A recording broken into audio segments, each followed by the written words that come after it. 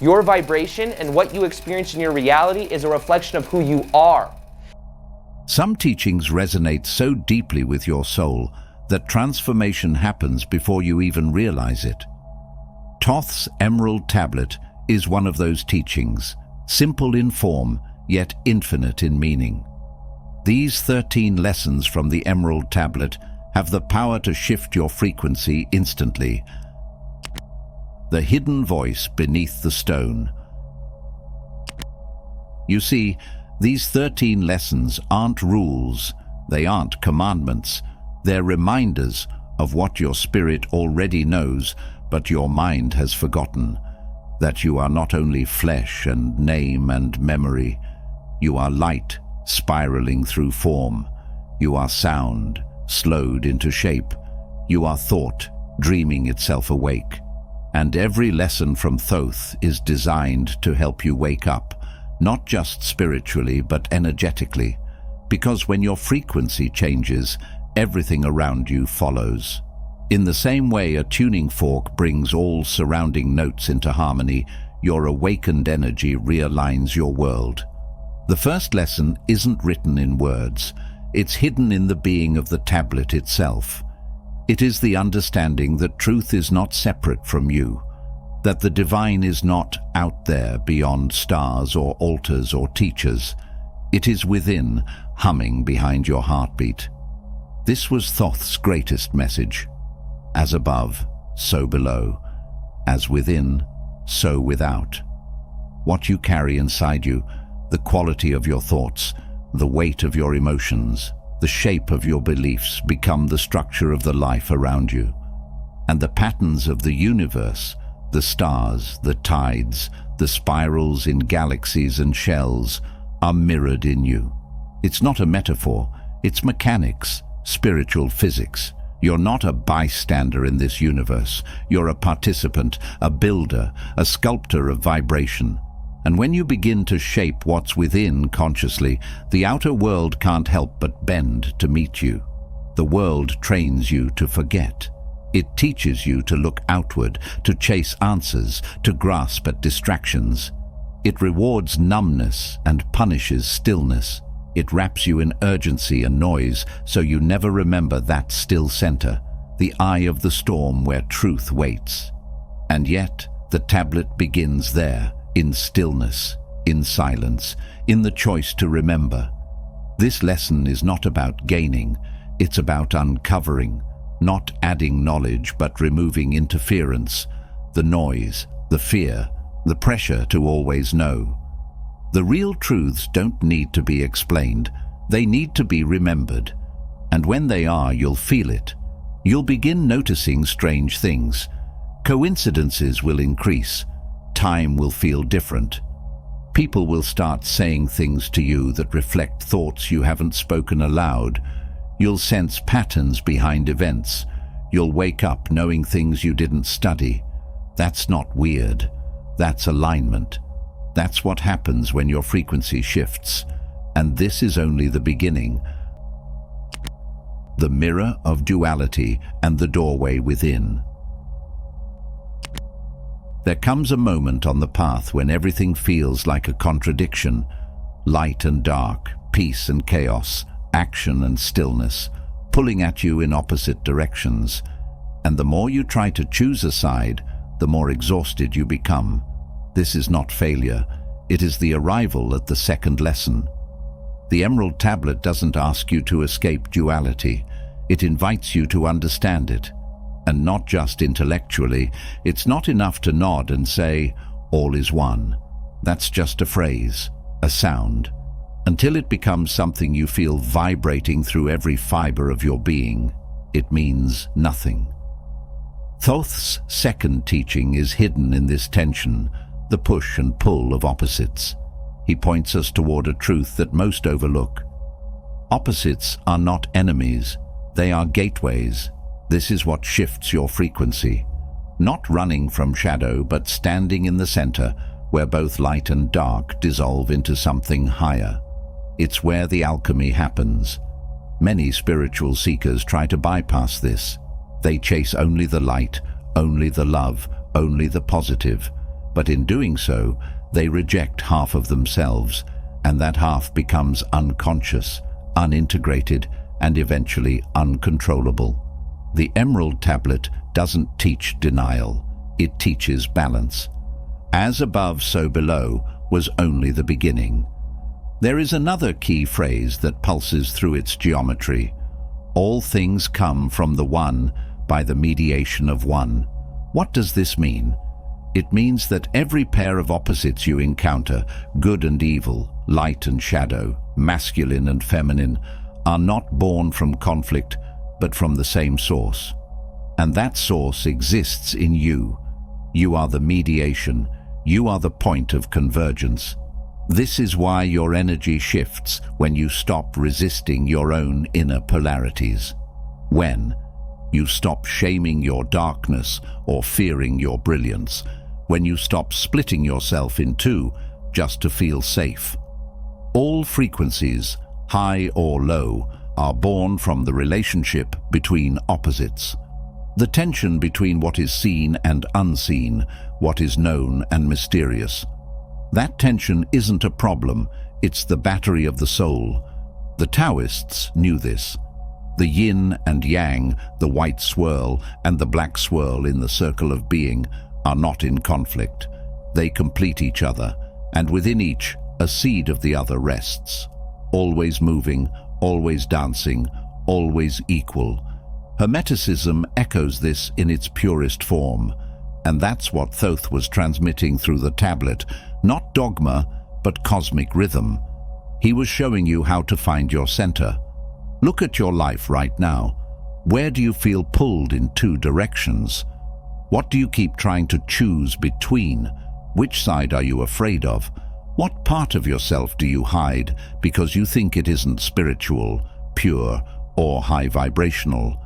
These are not weaknesses, they are doorways.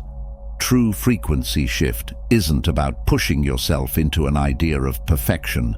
It's about including all of you, every part, every contradiction, every mistake and miracle, until you become the whole circle, not just the part you think others will accept. This is the sacred art of inner alchemy. When the tablet says, "Separate the earth from fire, the subtle from the gross, gently and with great ingenuity," it's not talking about physical elements. It's pointing to your own being, your emotions, your thoughts, your energetic body. It's asking you to become the observer of your own experience, not lost in it, not trying to destroy it, but aware, gentle, curious, like watching the tides of your own soul roll in and out. Because when you see your own dualities clearly, something beautiful happens. You stop being trapped by them.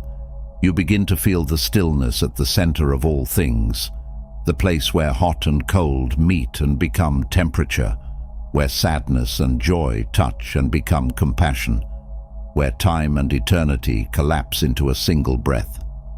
That center is your access point, your tuning fork, your true self beyond the noise. When you embrace your dualities and integrate your hidden parts, your energy becomes coherent. Your thoughts and emotions begin to move in harmony instead of collision. Your body relaxes, your intuition sharpens, your nervous system becomes more open to subtle frequencies. You may start dreaming more vividly. You may begin to sense things before they happen. You may feel drawn to silence, to nature, to sacred sound. This is not a coincidence, it's alignment. The tablet teaches that the one who masters polarity becomes the one who can ascend from earth to heaven and again descend to earth and unite the powers of the above and the below. That's not about floating into space. It's about learning to live between the worlds, physical and spiritual, logical and intuitive, grounded and expanded, and you've already started. Close your eyes. Bring to mind something you've judged in yourself lately, a thought, an emotion, a desire. Don't try to fix it or change it, just sit with it. Then bring to mind its opposite, its twin.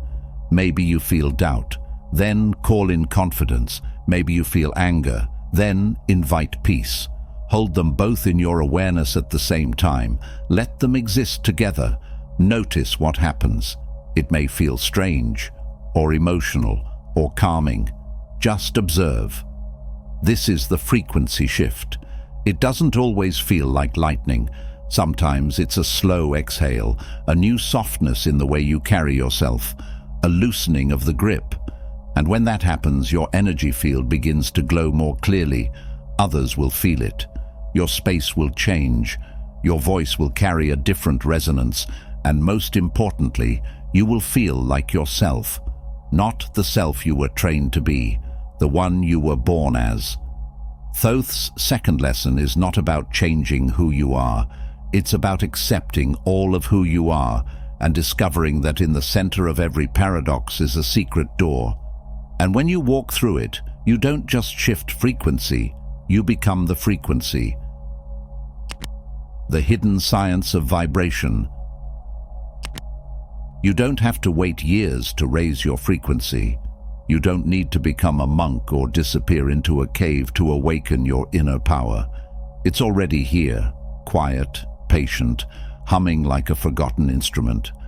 The moment you stop chasing and start tuning, everything changes. This is the third lesson hidden inside Thoth's Emerald Tablet. Vibration is the architecture of reality. Modern science whispers it in the language of quantum fields. Ancient mystics shouted it in mantras, prayers, and sound. And in the middle, timeless, glowing, the tablet simply says, all is vibration. Think of it this way. Everything you've ever touched, seen, heard, or thought is moving. Even the most solid stone is vibrating, just at a frequency too low to notice. Your body is vibrating. Your emotions are frequencies. Your thoughts carry wavelengths. Your words ripple through space like invisible song. You are a walking instrument, and most people have no idea what song they're playing. When your frequency is low, when it's filled with fear, anger, or shame, it distorts your reality. It pulls in experiences that match that tone, not as punishment, but as reflection. The world shows you what you're broadcasting, but when your frequency rises, when you breathe from your belly, when your thoughts turn clear, when your heart softens into compassion, everything shifts. You start to attract differently, move differently. People look at you and feel something they can't name, but it makes them stop and listen. That is the power of vibration. Toth knew this. He encoded the secret not in words, but in the space between words. And once you sense it, you can never unsee it. He doesn't just describe vibration, he speaks through it. Each phrase of the tablet is like a tuning fork for your soul. Reading it slowly, aloud, your voice starts to align with something ancient. Try it sometime. Feel the words instead of analyzing them. There is no better tool for realigning your frequency than sound. Not just music, but sacred sound, intentional vibration. This is why chants, mantras, gongs, bowls, and humming can create real transformation. They bypass your mind and speak directly to your energy field. The ancient Egyptians used sound in their temples, not as art, but as technology. Healing chambers were tuned to resonate with different parts of the body. The priests understood that vibration could shift disease, emotion, even thought patterns. Modern medicine is only beginning to remember this. If you want to shift your frequency fast, here's something simple and real. Sit still. Close your eyes. Hum softly from your chest, not from the throat, deeper. Feel it in your sternum. Let the sound fill your ribs. Do this for a few minutes and notice what changes. Your breath slows. Your thoughts are quiet. Your body begins to trust you again. It's the mechanics of the soul, and just as vibration is the architecture of everything, it is also the bridge between seen and unseen, between who you are and who you could be. This is what makes the third lesson so powerful. It doesn't just teach, it transmits. If you sit with the frequency of the tablet long enough, it begins to vibrate you. The secret of rhythm. And it leads you straight into the fourth lesson. Rhythm is the heartbeat of the universe. You've felt it, even if you didn't name it. The way things come in cycles, birth and death, sunrise and sunset, joy and sorrow, inhale and exhale. It's not random, it's rhythm, and everything sacred moves in it. Thoth's tablet says, everything flows out and in, everything has its tides, all things rise and fall. This is a cosmic truth. When you forget rhythm, you suffer. You push when you should rest. You grip when you should release. You expect the fruit before the root is deep enough to hold it. But when you learn to flow with rhythm, your life softens. You begin to trust the timing. You stop comparing your pace to others. You learn that rest is not laziness, that endings are not failures, and that silence is not emptiness. There is a sacred rhythm in your breath. There is a sacred rhythm in your emotions. There is a sacred rhythm in every chapter of your becoming. Even pain has its rhythm. When you resist it, it becomes suffering. But when you allow it, when you meet it with presence instead of panic, it passes like a wave. And on the other side, clarity waits. This is one of the deepest teachings of the tablet, because when you stop fighting life's rhythm, your frequency accelerates. You stop trying to climb the mountain in a lightning storm. You wait for the sun, and you rise with it. Many traditions reflect this. The Buddhists teach the middle path, not too tight, not too loose. The Sufis whirl in spirals, following the rhythm of divine love. The shamans follow the heartbeat of the drum into other worlds. The mystics close their eyes and follow the inner bell of stillness. Every one of them is listening for rhythm. And here's the secret, you have one too. Your life is not random. Your growth is not behind. You are right where you are supposed to be. If you slow down and feel the beat beneath the noise, that gentle thump, that rise and fall, that inner tide, it knows when to act and when to wait, when to speak and when to listen, when to plant and when to harvest. You've been taught to go fast, to chase, to grab, but the tablet whispers something older, to know. Rhythm is to move with the divine. The more you align with the natural flow of your life, the faster your frequency lifts, without force. You become like a dancer in perfect timing. You don't control the music, but you move with it. And when you do, everything around you responds, not because you dominate it, but because you resonate. And that, more than anything, is the key to unlocking the next layer. Because vibration and rhythm are not just concepts, they are tools. They tune your being so that the higher frequencies, the ones of truth, clarity, love, and power, can enter without resistance. The frequency of truth. The fifth lesson is the frequency of truth. Truth isn't something you discover like an old coin in the sand. It's not a fact in a textbook or a belief handed down from someone who seemed wiser.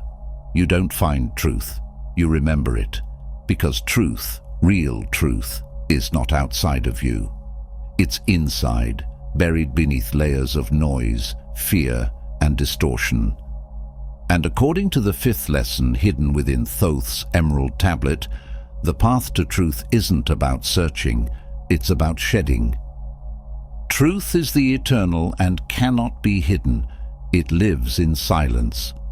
Those words are easy to overlook, but if you sit with them, they cut through everything. Truth is not loud, it's not dressed up in symbols or rituals, it doesn't need to prove itself. That's how you know it's real. It's still. Like the calm beneath the storm, like the ocean beneath the waves. It doesn't flinch when challenged. It doesn't boast. It simply is. The ancient initiates didn't seek truth through arguments or debates. They found it in silence, in meditation, in fasting, in long walks under moonlight when their thoughts finally quieted. and something else began to speak. That voice? It doesn't shout. It rings. It feels like a tuning fork being struck inside your bones. That's what truth does. It resonates. Thoth's tablet teaches that the more falsehood you carry, whether it's beliefs about who you are, guilt you've inherited, or illusions you cling to, the harder it is to raise your frequency. Because falsehood has weight. It drags you down. It scrambles your vibration. But as soon as you let it go, your energy rises. Instantly. No effort. Not because you learned something new, but because you returned to something old, ancient, primal, something that's been waiting under the surface. That's why the great sages always talk about remembering. They weren't being poetic. They were being literal. You don't become enlightened. You remember that you already are. But remembering the truth requires one thing: courage. The courage to let go of the masks, the false stories, the borrowed identities. The courage to admit you don't know. The courage to be seen. This is why many people avoid truth, even while claiming to seek it. Because it doesn't just liberate, it illuminates, and anything false must fall away. But what comes next is worth everything, because truth clears the fog. And the moment it does, you arrive at the sixth lesson, the light of clarity. The light of clarity. Clarity is not just seeing, it's becoming light. Think about that. Most people think clarity means knowing what to do, making the right choice, having answers. But Toth knew better. In his tablet, he doesn't talk about clarity as a tool. He speaks of it as a state of being. When the light fills your vessel, darkness flees and cannot return. This is not metaphor, it's energetic law. You are a vessel, and clarity is light. The more light you hold, the less confusion can exist, the less fear can linger, the less manipulation or illusion can take root. You don't have to fight darkness, you just have to shine. This is why mystics often speak in glowing language. Light, illumination, radiance. They're not just pretty words, they're accurate. The more you align with truth, the brighter your field becomes. Your aura sharpens. Your energy becomes coherent. People feel it even if they don't understand it. You've probably felt this before. Maybe you met someone who seemed lit from within. Not flashy, not loud, just clear. Their presence felt clean, peaceful, honest. You trusted them without knowing why. That's clarity, and it's magnetic. Clarity doesn't come from thinking harder. It comes from alignment. From living in a way where your actions match your values, where your words match your heart, where you're not at war with yourself. Clarity is the result of frequency rising to meet truth. And when this happens, your perception shifts. Things that once confused you now feel obvious. People who once drained you fall away naturally. Decisions that once felt heavy become simple. You stop asking, "What should I do?" and start knowing. Because your frequency no longer matches distortion, it matches light. The Emerald Tablet describes this as the birth of inner sight, when your inner eye begins to see through the illusion, not because it studied the illusion, but because it stopped resonating with it. This is the moment you stop being manipulated by fear, shame, or scarcity. It's not because those forces disappear, but because they can no longer stick to you. They vibrate too low. You've risen above. This is what it means to become light. Not just to think higher, but to become higher. To embody the frequency of clarity. To live it, speak it, radiate it.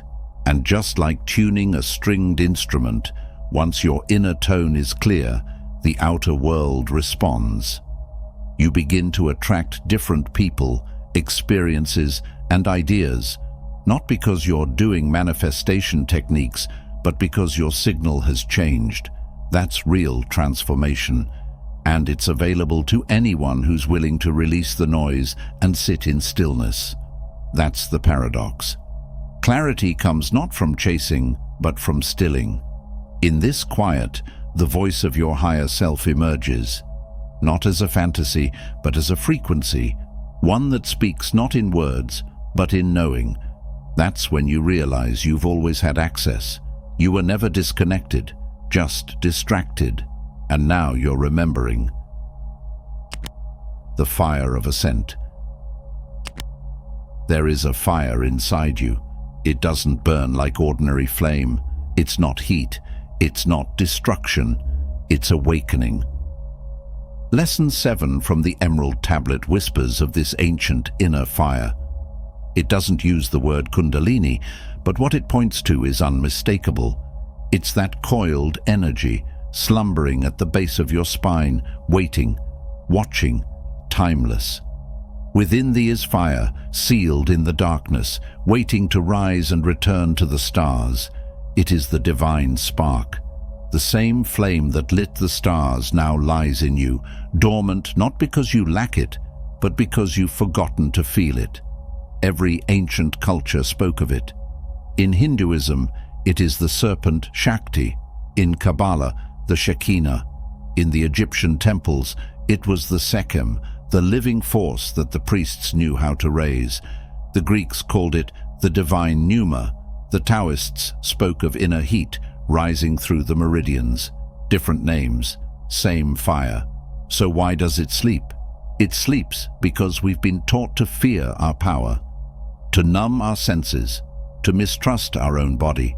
Our culture exalts the mind, but the fire lives lower, in the root, in the gut, in the sacral waters.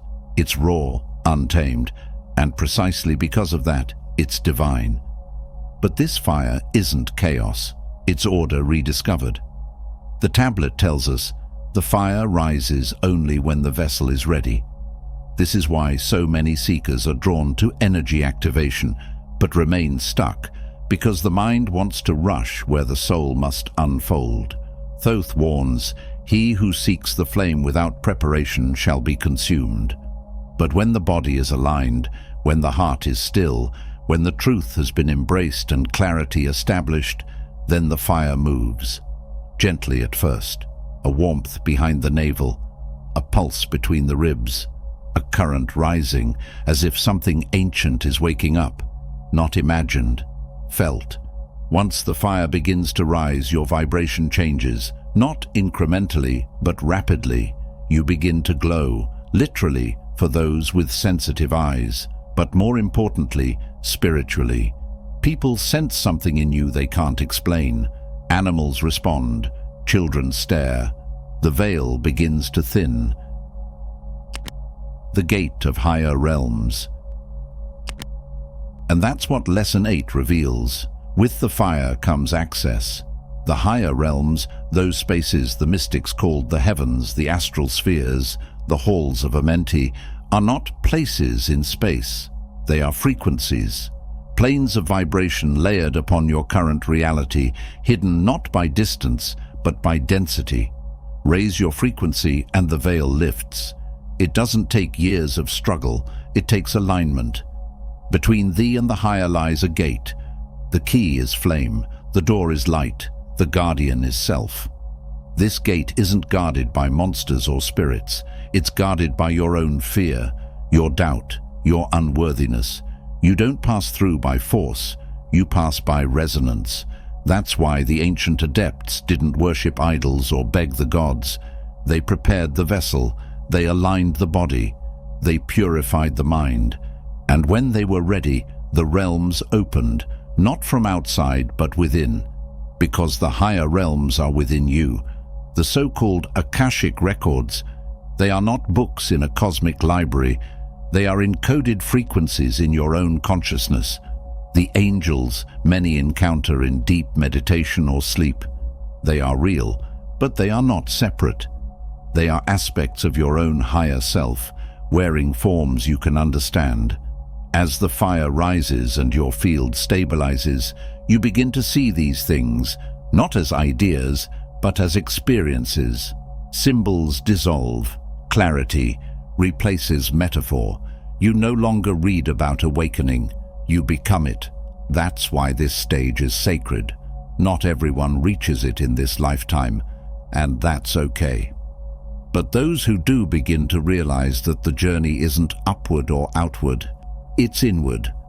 Inward to the realms of remembrance, where time dissolves and soul lineage reveals itself.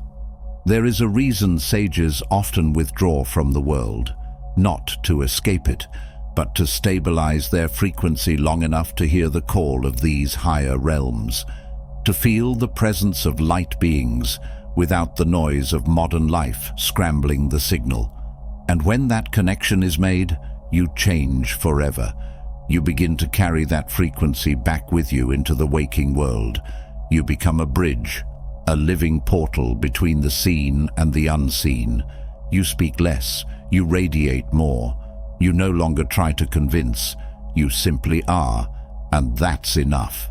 This is the blueprint Thoth encoded in the tablet, a map for those ready to ascend, not with ego, but with presence. You don't need to be perfect. You don't need to be a monk, but you do need to be honest. Honest enough to face your fire, patient enough to hold it, brave enough to rise. Because once you cross that inner gate, there's no going back. But why would you want to? You've tasted the stars. You've seen what's real. And you've remembered that you were never broken, just buried. The secret of sound. There is a force more ancient than fire, quieter than thought, more precise than any blade. It is sound, and not just the sound that travels through the air, not just voice, or music, or the rush of wind. We're talking about something far deeper. Sound as frequency, sound as creation. Lesson 9 of the Emerald Tablet opens with a truth that has rippled through mystery schools for thousands of years. In the beginning there was sound. From sound came light. From light came form. Modern science is starting to catch on. Quantum physicists speak of vibrational fields at the core of all particles. Cymatics, the study of visible sound vibration, shows how certain tones shape matter into intricate patterns. Chant a specific frequency and do water dances. Sand forms sacred geometry. The unseen becomes seen. And yet Thoth told us this eons ago. He wasn't talking about passive listening. He was talking about using sound, controlling it, aligning it with your intention and your being. When the ancients built temples, they didn't just choose locations with care. They tuned those spaces. The chambers of the Great Pyramid are not just stone rooms. They're tuned to specific frequencies. Chant inside them and you activate resonance. You amplify power. You become part of the architecture. Thoth calls this harmonic fusion. The idea that sound and matter are never separate. Your body is an instrument. That every thought sends a tone through your cells. And most importantly, you can learn to tune yourself. Think about it.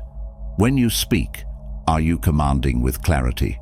Or is your voice hollow, scattered, confused? What you say doesn't matter as much as the tone with which it's said, the frequency behind the words.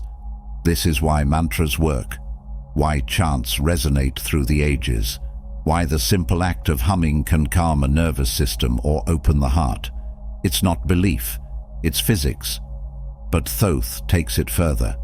He teaches that the universe is a song, a living symphony of frequencies, constantly shifting and adjusting. And when your own frequency is disharmonious, your life becomes dissonant. You feel off, tired, disconnected. And when do you realign your tone? Suddenly, things flow, people notice, doors open, timing synchronizes. Your voice feels like it lands not just in others' ears, but in their hearts.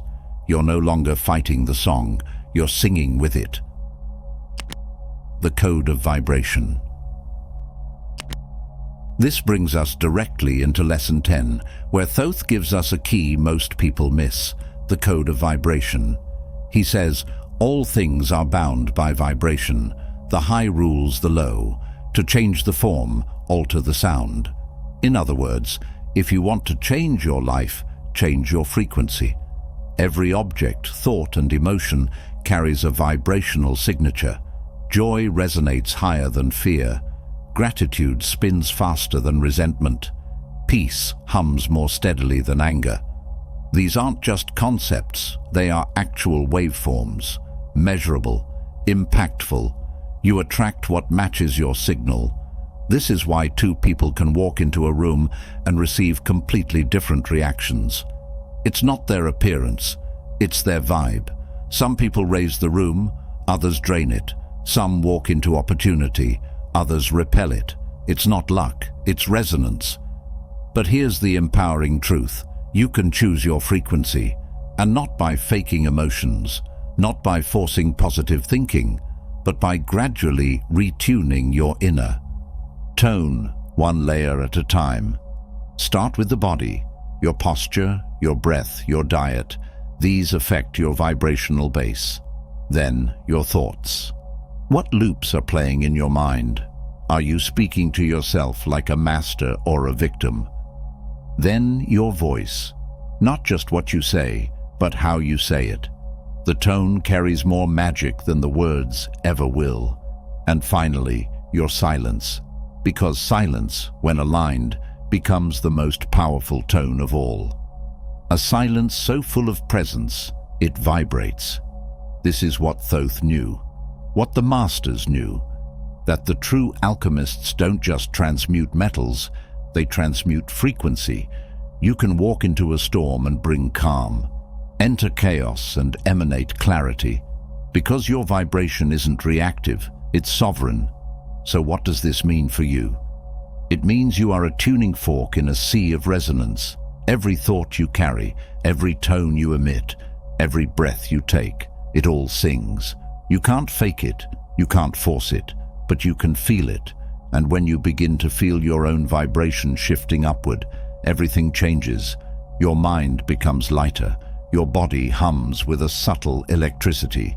You attract people who reflect your frequency instead of mirroring your wounds. You speak and others feel it. You become a walking emerald tablet. Toth didn't write these lessons for scholars. He encoded them for initiates, souls like yours, ready to remember.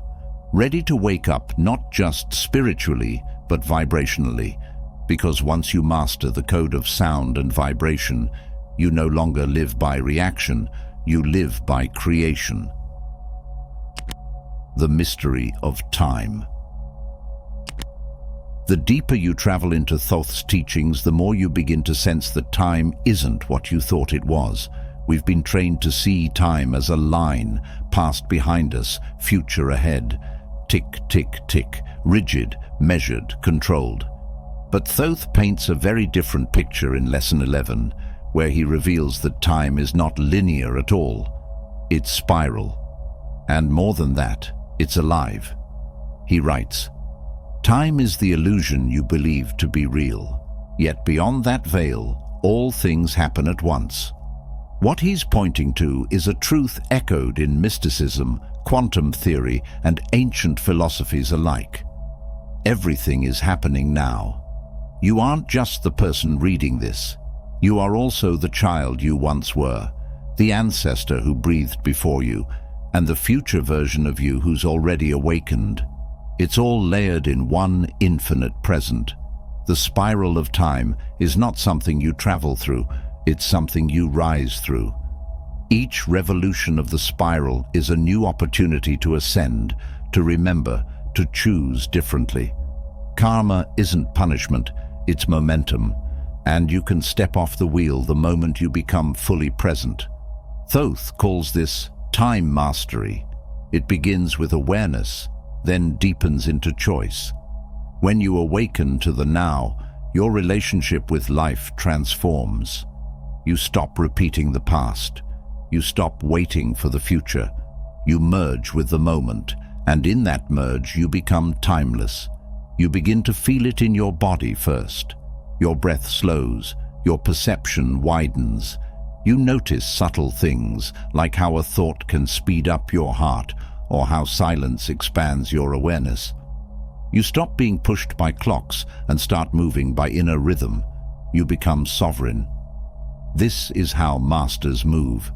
They're not hurrying to get somewhere. They're already there. Every word, every motion, timed with invisible elegance, because they no longer walk on time's surface. They ride the spiral from within. The awakening of memory. And this leads us straight into Lesson 12, which unlocks one of the most sacred teachings in the entire Emerald Tablet: memory beyond the mind. Toth refers to it as the awakening of the soul's record. What he means isn't memory in the usual sense. It's not about remembering where you left your keys. It's not even about remembering childhood. It's about remembering who you are beyond this lifetime. Because when you drop into stillness, deep stillness, you begin to sense that you've been here before. You've seen these skies, met these people, faced this challenge. The Emerald Tablet tells us that within each human being is a spark of the divine, a living record of every life, every lesson, every gift once mastered. And that memory doesn't live in your brain, it lives in your frequency. This is why you can enter a place you've never been and feel déjà vu. Why do certain teachings strike you like lightning, as if you've heard them before? Because part of you has. Part of you never forgot. Toth says, "Look within and read the book of time, for it is written not in pages, but in light." In modern terms, this means that your soul holds the code. Your DNA carries ancient memory, and when you begin to align your frequency, you start to unlock it. Suddenly you know things you were never taught. You say words that carry wisdom beyond your experience. You dream in symbols older than language. These aren't random, they're echoes from your higher self, which spans lifetimes. This is not fantasy. It is spiritual memory, cellular knowing. When you access this level of remembrance, fear begins to dissolve. Because how can you be afraid when you know you've done this before, that you've died before, been reborn, loved and lost and risen again, that you are part of a cycle so vast and intricate no moment is ever wasted. This awakening of memory changes how you speak, how you create, how you serve. You stop trying to find your purpose because your very being begins to live it. You realize that you are the message, the wisdom, the walking temple, and that realization, quiet, powerful, sacred, is what begins to activate your light body. The ancient Egyptians called it the Ka. Hindus refer to it as the subtle body. In esoteric Christianity, it's the glorified body. Toth speaks of it as the body of fire. And when your soul memory is awakened, that fire ignites. You begin to burn brighter without burning out. You become luminous, not just spiritually but energetically. People feel it. Environments shift around you. Synchronicity becomes the norm, not the exception, because you're no longer just living. You're remembering. You're stepping into the soul's continuity, no longer limited to one name, one story, one lifetime. You begin to operate with the eyes of eternity, leaving the body consciously and walking the inner planes. There's a silence you can step into that is not made of sound. It's ancient, deep, living. It waits behind your breath, between your thoughts, beyond the edge of what your senses can grasp. Toth calls this silence the gateway, the portal to the true self, the one that never dies, never sleeps, never forgets. Lesson 13 is not about a new idea. It is not even a teaching in the usual sense. It is an invitation. You are not only a mind. You are not only a body. You are a field of consciousness, eternal and sovereign, that has learned to ride this human form like a skilled traveler stepping into a chariot of flesh. But you are not the chariot, and you never were. Toth writes, "Man is a flame held in a vessel. When the vessel cracks, the flame rises. returning to the light. But here's what most forget. You don't need to wait for death to leave the vessel. You can step beyond it while still alive. Not as escapism, but as awakening, as remembrance. This is what the mystery schools of Kem, of Atlantis, of ancient Tibet, taught in whispers and symbols, that you can shift your consciousness out of the physical body and travel inward, through layers of being, through the planes of light, into the higher realms of truth. This is an ability buried deep within your subtle anatomy, one that can be awakened through discipline, reverence, and vibration. Many call it astral projection, others call it soul travel. Toth simply calls it walking the inner planes. And the first step is always stillness. True stillness isn't about forcing silence, it's about falling into it, deep beneath the surface of the mind, where thought no longer dictates and identity begins to dissolve. In this stillness, you begin to feel the outer body like clothing, soft, familiar, but not you. You begin to sense the inner body, a body made of light, held together not by bone, but by vibration, not limited to space, but responsive to intention. The ancients called this body the Merkaba, or chariot of light, and Toth speaks of it constantly. Build the light form within thee, feed it with silence, strengthen it with love, then ride it to the stars. Your Merkaba is not created, it is remembered. It is already there, curled around your soul like a cloak waiting to be unfolded, and it begins to awaken the moment you turn inward with purpose, when you stop seeing meditation as a technique and begin treating it like a journey. In this journey, breath becomes your compass, not just breathing to calm the nerves, but sacred breath, the breath that becomes thin and fine, like wind moving through silk. The breath that disappears, not because you stop breathing, but because you are no longer the one doing it.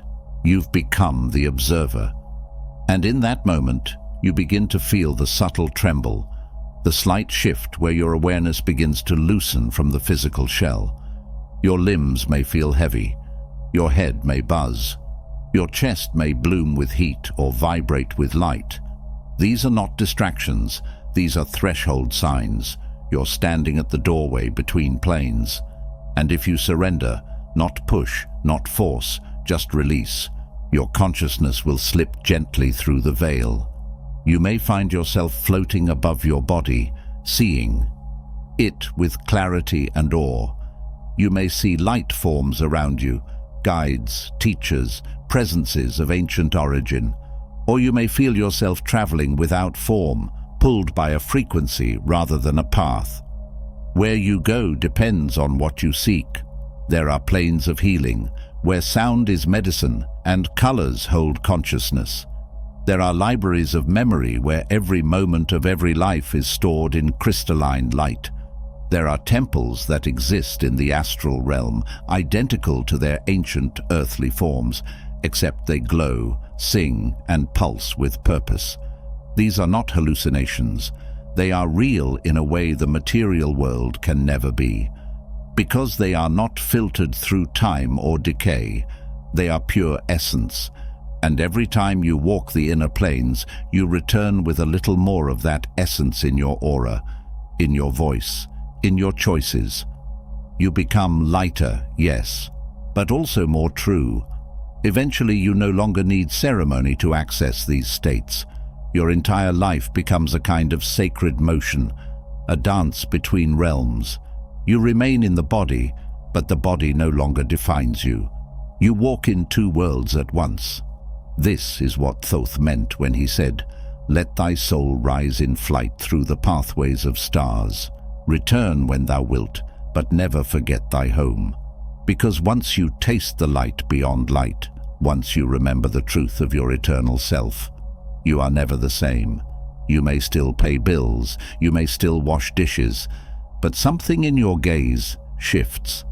You see people differently, you see yourself differently, and you begin to serve, not from duty, but from deep remembrance. You become a living bridge between the worlds. That's what all these 13 lessons have been about. Not just knowledge, not just activation, but transformation. Not changing into something new, but returning to what you've always been. You are the light. You've just been sleeping inside the dream of matter. Now it's time to wake up. And now that you've walked with Toth through these sacred frequencies, the dream can never quite hold you the same way again. You've seen behind the veil, you've heard the call, and your soul remembers the way home. I hope you enjoyed this video. If you did, feel free to subscribe to the channel. Thanks for watching.